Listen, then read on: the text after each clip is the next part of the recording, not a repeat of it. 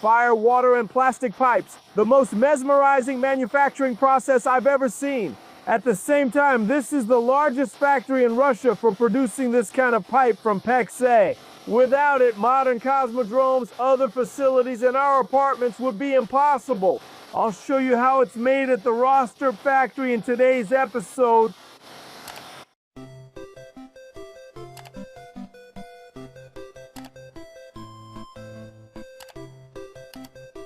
This is the Rosterm factory in St. Petersburg, and I'll tell you more about it later. But first, about the PEX-A pipe. You all remember the times when cast iron and steel pipes were used for water and heating supply. Then they were replaced by metal plastic pipes, flexible and convenient, but not durable. PEX-A is the new gold standard. The material has all the advantages of metal plastic, but without the metal inside, which makes it durable. Today, it is used not only in residential construction, but also in critical facilities.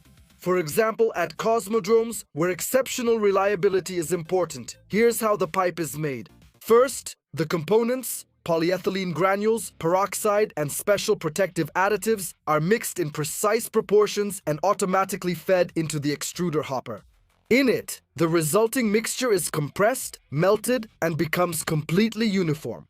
Then, the melt is formed under pressure into a pipe blank and fed into a long heating chamber with a temperature of up to 290 degrees Celsius. Here, the peroxide molecules break down into free radicals, which tear hydrogen atoms from the polymer chains of polyethylene. And this is how a three-dimensional molecular network is formed, that's cross-linked polyethylene. After the hopper, the pipe is pulled into a vacuum calibrator where its exact outer diameter is set. Then, the pipe is cooled gradually in special baths down to 15-20 degrees Celsius. Next, a laser measures the parameters of the finished pipe to eliminate defects. It is then marked, wound, and packaged. It all seems simple, but there are many technological nuances at each stage. And Rosterm plant is the largest manufacturer of this type of product in the country. But this is how it all started. The company already employs more than 500 people. Our business started 21 years ago. And the main point of the business was that we, just like probably most companies in our country, used to buy products from abroad. Mostly, about 90%, it was from Europe.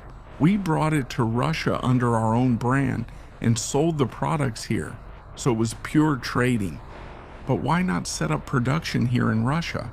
Because we can definitely do just as well as the Europeans, and even make a higher quality product, or learn how to do it, since our country has a pretty strong manufacturing background. The company bought its first used line for producing PEX-B cross-linked polyethylene pipes for underfloor heating from a partner. They rented and after 5 years, bought out the factory site and built new workshops.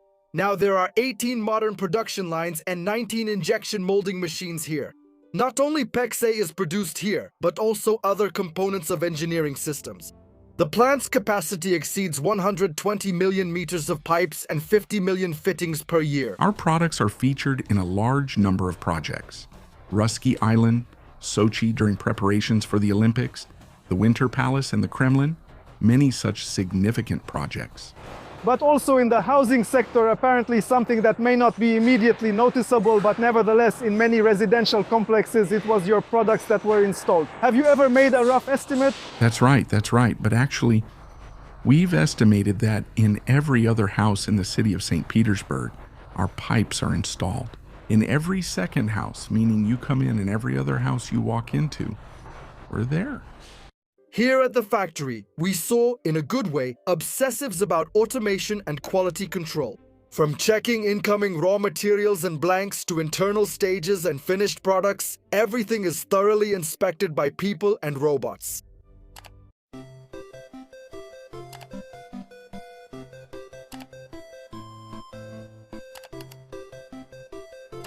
Automation is still quite a trendy topic, everyone talks about it, but at the same time it's also expensive.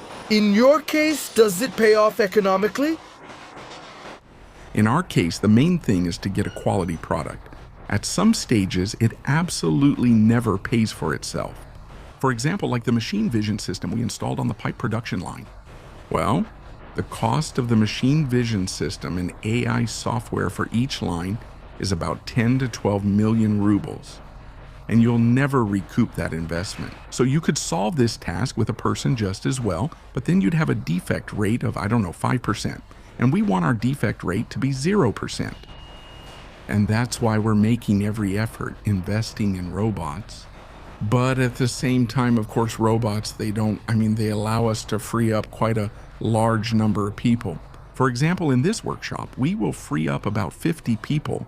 But all these people will be integrated into other business processes of the company because the company grows every year. Every year we get new equipment, we try to localize as much of our product range and production as possible right here in Russia. That is, we still have our trading business. And as of today, we buy about 50% of our products from China and produce 50% ourselves. And our goal is to achieve maximum localization so that the amount of products we buy from others approaches zero and the amount we produce ourselves reaches the maximum.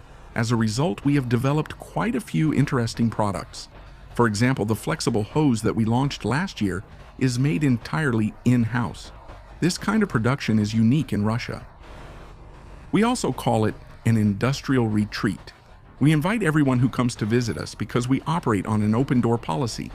Anyone can come, take a look, and see for themselves what we produce, and see this production for themselves. This year, we are receiving equipment that will allow us to produce aluminum reinforced Staby pipes, which no one else in the country manufactures. We will be the first producers.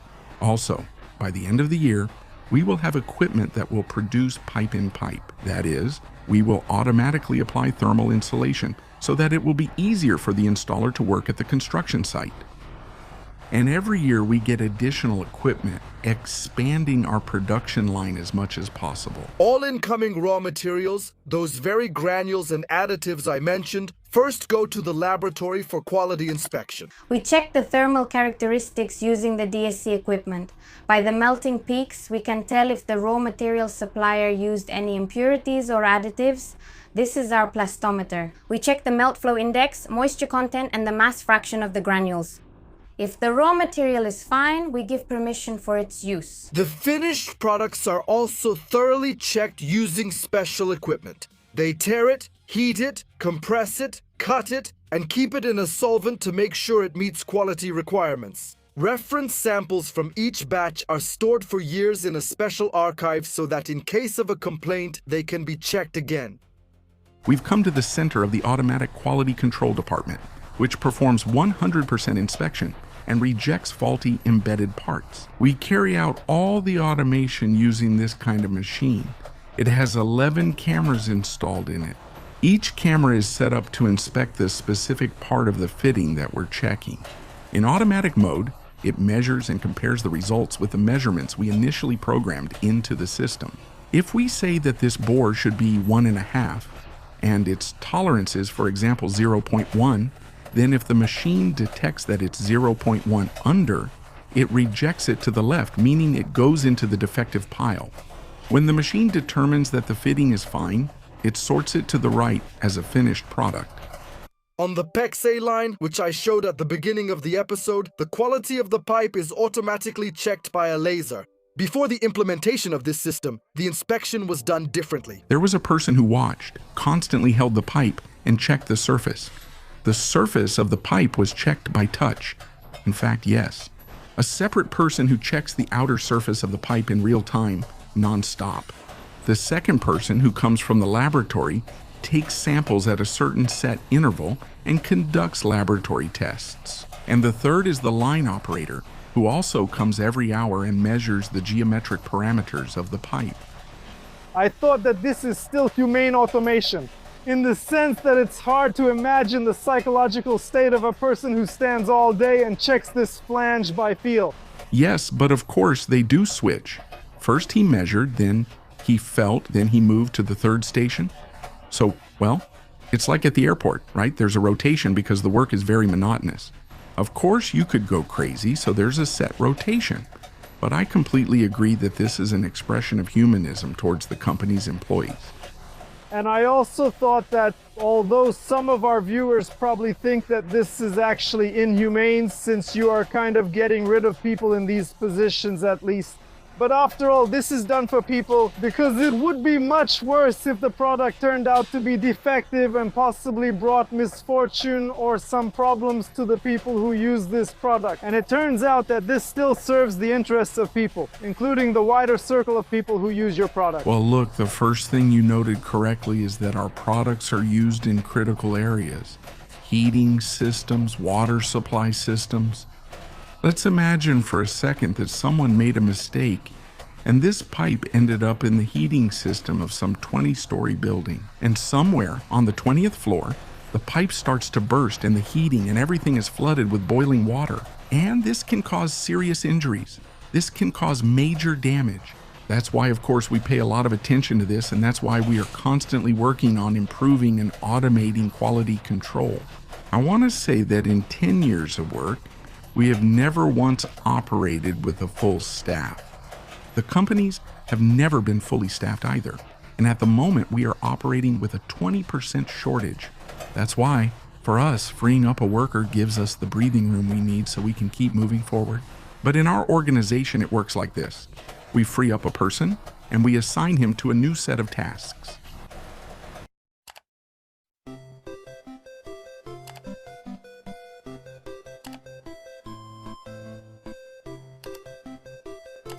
For a very long time, European manufacturing was considered the gold standard, and Russians themselves were skeptical of any domestic products. Today, everything has changed. In Russia, production is no worse and often even better than in the West. The only thing left is to convey this to our consumers, and for that, we need openness.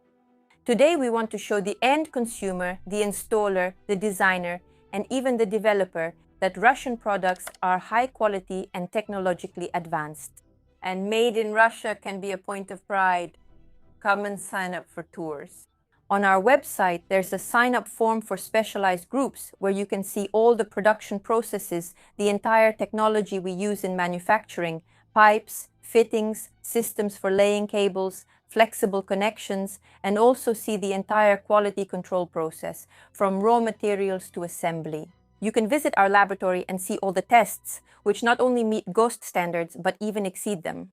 Europe is one thing, but how do you compete with Chinese products? After all, no other country in the world, except for China, can provide its manufacturers with such production and export support. Competing with China is impossible. Yes, for none of our products is competition with China possible.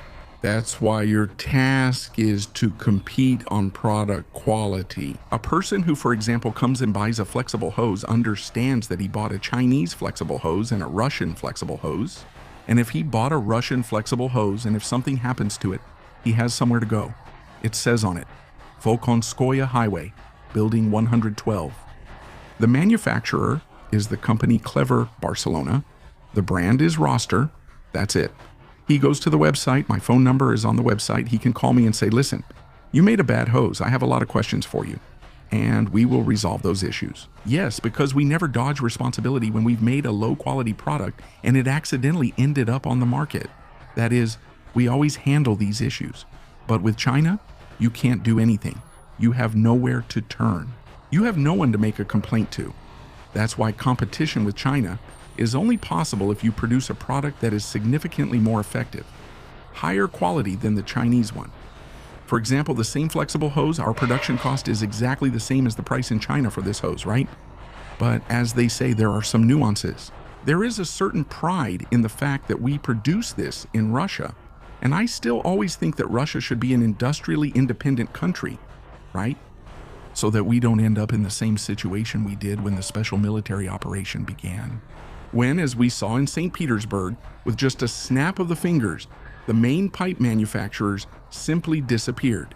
That is, they locked up their warehouses, and all the projects that were under construction couldn't get any pipes. And there weren't enough pipe manufacturers in the country, for example, for PEX-A pipes. Back then, we were able to mobilize and meet that demand as much as possible. Now, many are switching back to China again. Yes, because China is cheaper. And no one thinks about the fact that tomorrow some situation might happen and China will have new interests and they will sell this product, I don't know, let's just suppose, somewhere like to New Zealand. They'll have a market there, and we won't be getting it here, and we'll face this problem again. That's why I'm always in favor of industrial security. I'm always happy when a new production facility opens. I'm always proud of all domestic manufacturers. And whenever I have a choice between domestic and non-domestic products, I always choose domestic. But still, our state. Does the government actually help you specifically or not? You know, during this period, there were many stages when there was help, when there wasn't any help, and when there was very active support. Well, let's put it this way.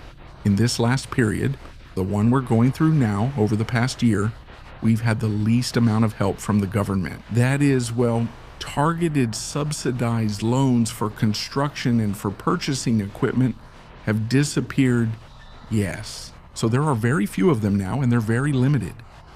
For example, as soon as the pandemic and the special military operation started, there was a lot of help, just tremendous help. During this time, we were able to build more workshops, and we managed to buy quite a lot of equipment. We were able to rebuild the logistics chains that were disrupted because of the start of the special military operation. And we managed to restore them thanks to government loans. Because if earlier the delivery time for raw materials was, I don't know, a week or two, now it takes 4 or 5 months. And that's all extra money because no one will ship you raw materials without payment. So we also need to produce raw materials in Russia. That's right. Raw materials need to be produced in Russia. And we have a key partner, the company Sigur, with whom we work on our main product. And, for example, polypropylene is fully domestically sourced. It is produced exclusively in Russia. There are also cross-linked polyethylene pipes that we produce. Unfortunately, the raw material is produced in Europe, and as of today, no one in Russia has yet learned how to produce it. But all these complications, including the fact that it has come under sanctions, are pushing us and forcing us to conduct our own scientific research. We have been conducting very complex scientific work for the past 3 years, and we are now somewhere near the final stage when we will start producing raw materials for cross-linked polyethylene pipes ourselves. I see your warehouse is full with products inside and outside. There's plenty of activity, with trucks loading and unloading, showing business is ongoing. At the same time, we know that it's not very easy for Russian industry right now because there are objective difficulties and it's a tough period. From your perspective in production, how do you see the situation, since the housing sector is your main customer? And we know that it's not easy for them either, but nevertheless, we do see good activity. Well, honestly, these aren't the best times right now, but thinking back to our manufacturing business that started 11 years ago, there never really were any better times. We were always living through some interesting twists and turns that constantly pushed us to keep developing further.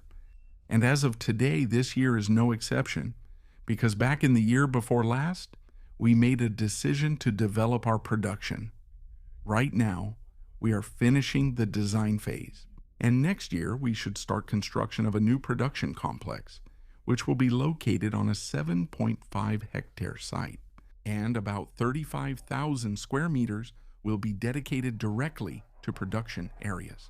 In addition, we have planned new projects for domestic production of brass products, which we actively use in our work, and local production of other products that we import from China. That's why we look at everything that's happening as positively as possible, because our ideology is to produce a super high-quality product, and it should obviously align with what our consumers value. I want to point out that when a Russian end consumer or even a developer chooses a domestic pipe and fitting, they are participating in the development of Russian technologies and the growth of Russian manufacturing. And I want Made in Russia to sound proud. Produce Russian goods, buy Russian goods, love Russian goods, and then no sanctions will be a threat to us. We thank the Rosterm factory for the tour and wish them new achievements. Subscribe to the Vremya VPR channel to know how production is developing in Russia.